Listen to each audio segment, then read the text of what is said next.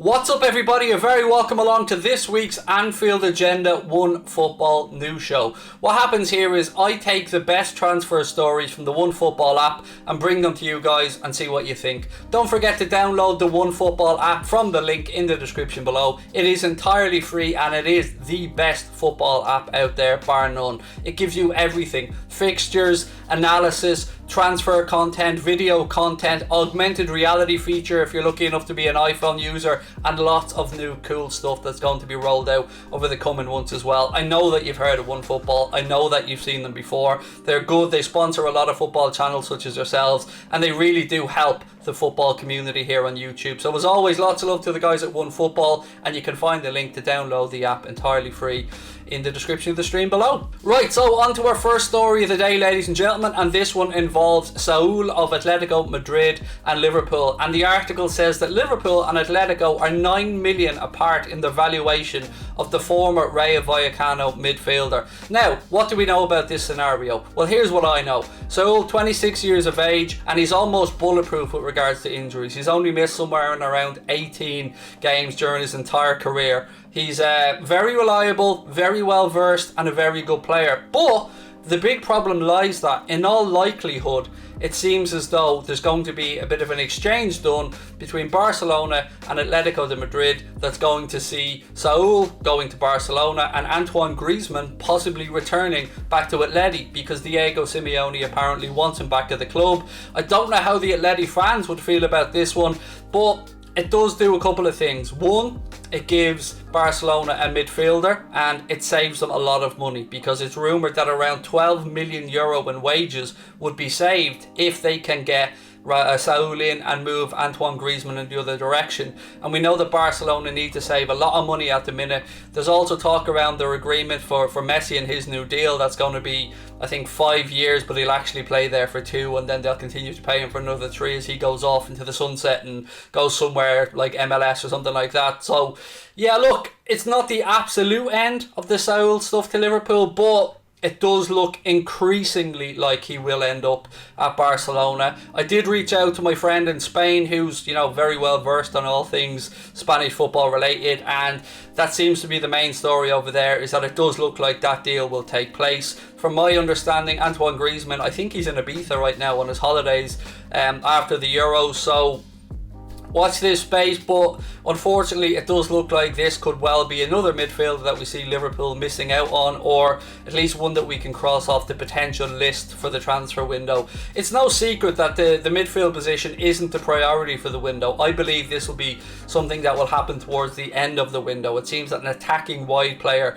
is priority number 1, and maybe we'll see a scenario where Liverpool move on some players like maybe Shaqiri or Origi, Woodburn, Wilson, Grujic, some other fringe players that will see us then towards the end of the transfer window look at the landscape, see who's still available, and see if a deal can be done at a bit of a knockdown fee, as we know Michael Edwards likes to do. So as of right now, it's looking more likely that Saul will end up at Barcelona than he will at Liverpool. Next up today on the Anfield Agenda One Football News Show, the story around Ozan Kabak, brought to you by The Athletic. Now, The Athletic say that Liverpool have turned down the option to sign him, and do you know what the funny thing is? 8.5 million would probably be enough to get him through the door, and I think this is an opportunity missed. Let's play a hypothetical game here, ladies and gentlemen. Let's say that we sell Nat Phillips on, which has been reported, and he goes for around 10 million. I find it very hard to fathom a situation where we don't think it's worth taking a punt on Ozan Kabak at 8.5 million quid, which is 9.5 million quid less than we had in the potential to buy, or the agreement to buy that we had with Schalke at the end of the season. It wasn't an obligation to buy, but we did have an option to buy Ozan Kabak for 18 million quid. He made 13 appearances for Liverpool in the second half of the season and was a little bit unlucky towards the end of the season as well, that he picked up a knock right at a very pivotal time for us in the run-in, and we did get a Champions League place. Let me just remind you, we didn't just scrape in, we managed to somehow finish 3rd. But what gets me about this is I've got a feeling that we'll see Leicester City make a move for Ozan Kabak, because it's believed that Schalke have given him a week to make up his mind, although I don't know if it's his mind that needs to be made up. It's more, where is he going to go? They're in a bit of a perilous financial position, Schalke. They need to free up money, they need to get his wages off the books, and unfortunately, and I say unfortunately because for me me, I would have happily seen Liverpool sign this guy, even if we were to move him on a year or two down the line and bring in one of the younger guys back like Reece Williams or Billy Comedio or Sepp van den Berg. I think we could have flipped Ozan Kabak for a nice healthy profit and would have helped with future transfer business, and also kept us rather stacked in the centre-back position, because look, yes, we do have Joe Gomez, Virgil van Dijk, Joel Matip, Ibrahima Konate and some younger players as well, but we've seen what can happen in a season with centre-back injuries. So I don't understand this one, ladies and gentlemen. You know, the numbers make sense. He's 21 years of age. I would have taken a punt on the kid, given him a year or so, and I still think we could have flipped him for a profit. But as reported by The Athletic, Liverpool have turned down the option to sign him for a mere £8.5 million. So let me know your thoughts on that one in the comment section below. Next up on the transfer merry-go-round is Youri Tielemans, and look, Leicester City have made him a new contract offer, and the vibes around the King Power is that they seem quite confident that Tielemans will stay there. 24 years of age, had a very good Euros with Belgium, had an excellent Premier League campaign of course with Leicester City as well, and look, you can see why Leicester City would want to keep him, and you can see why he could look at Leicester City and think, do you know what, this is a club with good players, a good coach, exceptional owners, a good fan base. But he may as well be somebody who, you know, wants to progress, and I don't know how frustrated he could be with just missing out on the Champions League 2 seasons in a row, and I'm sure that he is an ambitious guy.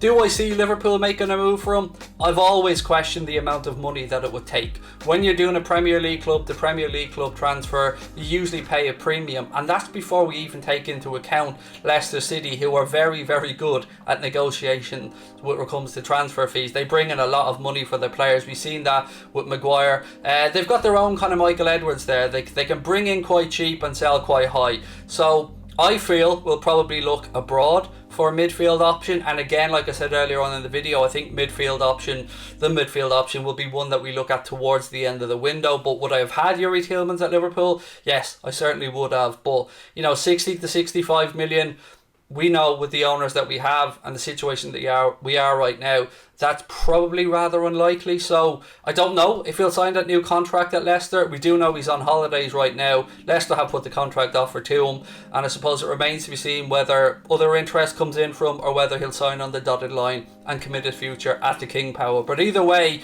I wouldn't be very confident of him ending up at Liverpool, although I think many of us would happily have him. So if you're a Leicester fan watching this video, you're probably breathing a little bit of a sigh of relief, because you know you're going to want him to stay there because he's a quality footballer. So on this one, ladies and gentlemen, again, it's looking like a little bit of negative news with regards to the Liverpool interest in the player, because as we've seen before, we like to look for cheaper options and looking outside the Premier League for players, even though, you know, you can argue that Premier League premium is worth it because of Premier League experience.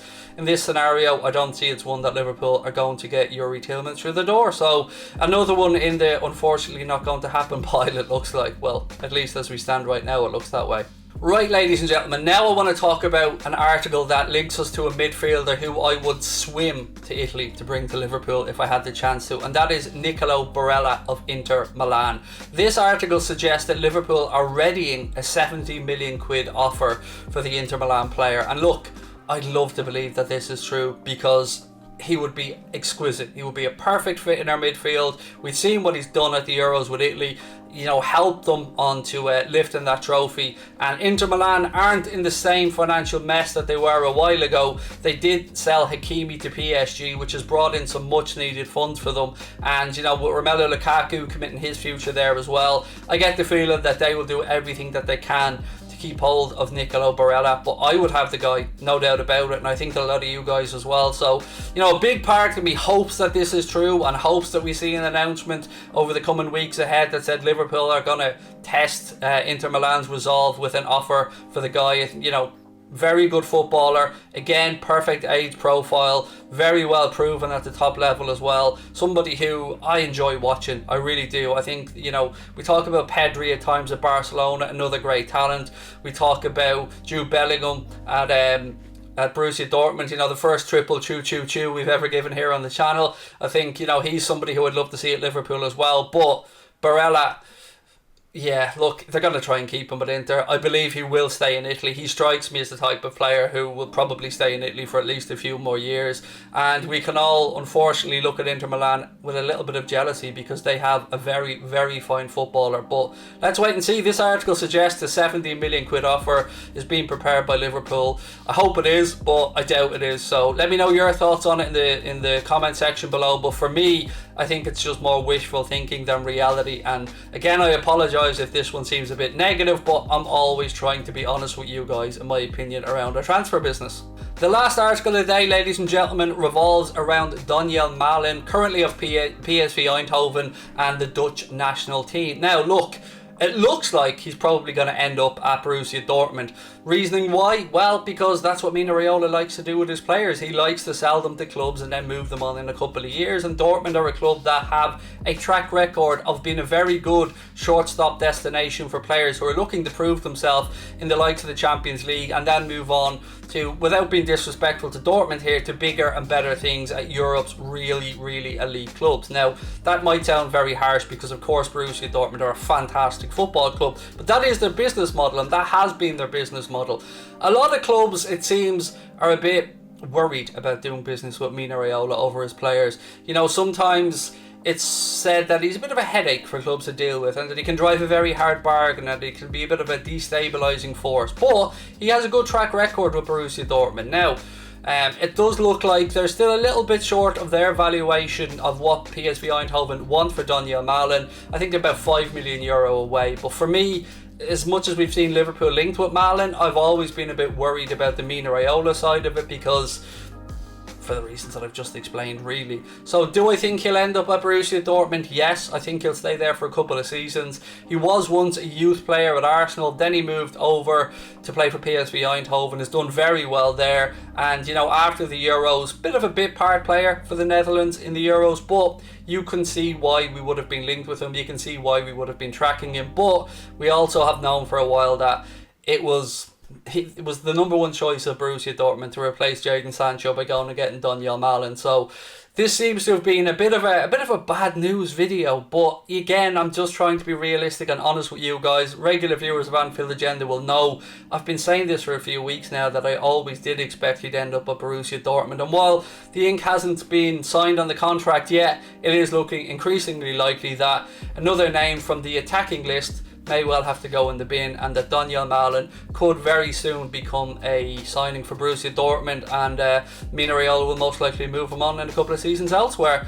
Ladies and gentlemen, that has been this week's Anfield Agenda One Football News Show. Don't forget to download the One Football app from the link in the description below. I will be back next week with another new show, and we'll be keeping our work at One Football moving forward. Look, it's the best free football app out there. Heck, it's the best football app out there. So don't forget to download it. The link below lets the guys at One Football know that we sent you. Thank you very much for watching. Drop a like on the video. Let me know your comments below on anything that I've spoken about today. Hit that subscribe button, and I will talk to you real soon. Take care. Lots of love.